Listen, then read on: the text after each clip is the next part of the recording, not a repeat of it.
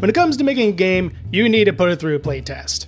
You need to see how things work out, what works, what doesn't, and see what you need to change in order for the game to function as best as it possibly can. And that process can be a lot of fun, to see how things go from point A to point B. And I won't lie, it was a lot of fun to see how D&D 2024 came to be. But it was also in playtest for about 2 years, give or take, so truthfully, I forgot a lot of where things started. So out of kind of boredom and curiosity while doing recovery, I decided to go ahead and take a look at the very first playtest packet for D&D 2024, then at the time known as 1D&D, which, just to clear things up, 1D&D was the code name for it, just like D&D Next was the code name for D&D 5e playtest when 4th edition was out. That's all it is. And while reading it, not a ton stood out, though I was reminded of the fact that DMs were not allowed to crit, but another thing stood out to me, and that is how they were going to do the spell lists.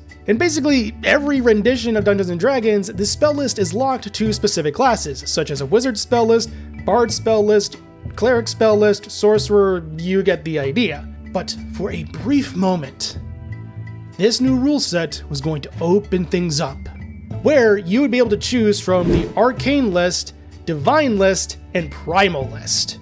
And no words can describe how sad I am that this got tossed. The reason being is that, especially now having the full core books out, this design philosophy fits perfectly within D&D 2024, because the game makes it very apparent to make this game yours.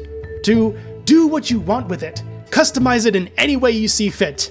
And what better way to customize a caster than by opening up the spell list completely? And truth be told, I have been running a Pathfinder 2nd edition game for my IRL group for well over a year at this point. We don't have that many casters within the group, but even still, the few that we do, mainly an Oracle and a Magus, it really feels like the players can make the character that they want it to be and reflect the character's personality even more by having an open-ended spell list system like this, rather than being locked to a potentially more limited spell list. Granted, it is more than just 3, but still, the premise is the same.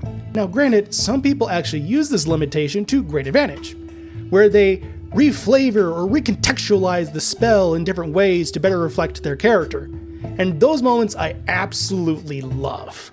However, there's just something about having a more freeform spell list that really does feel like you can make the character the way you want it to be without the need to either ask DM permission or just reskin and reflavor everything. And the funny part is, other games are going in this direction. Tales of the Valiant, which is basically what Pathfinder 1st edition was to 3.5, goes with this method, and it really does feel like they are opening things up.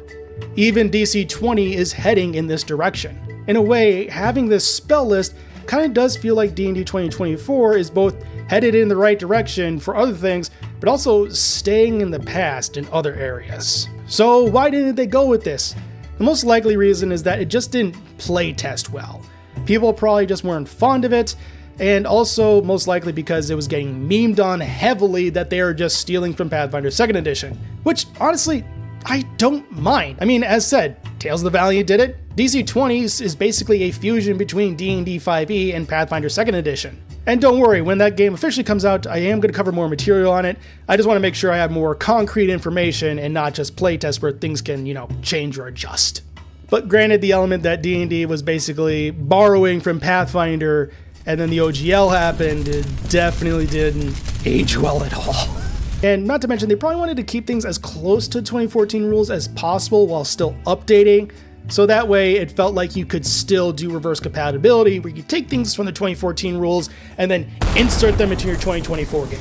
Honestly though, bringing a 2014 caster subclass up to the 2024 rules when spell lists are open really won't impact much, so no idea. Overall, it does really bum me out that we didn't get this method of spellcasting. I do think it would have been a great service to the game, would have leaned into the design philosophy that the new rules are spouting, but for a number of reasons they just didn't go through with it. But that doesn't mean you can't do it. Obviously, if you really like these rules, you can just insert them into your game. Using them on D&D Beyond, though, is basically going to be non-existent. So if you go that route, you'll have to find alternative means for digital character sheets, or just use hard copy. But No one says that you can't just use that specific part of the playtest in your current games. Absolutely feel free to do so if you want. Anyway, that'll do it for this video, folks. Thank you so much for watching, and I'll catch you all next time.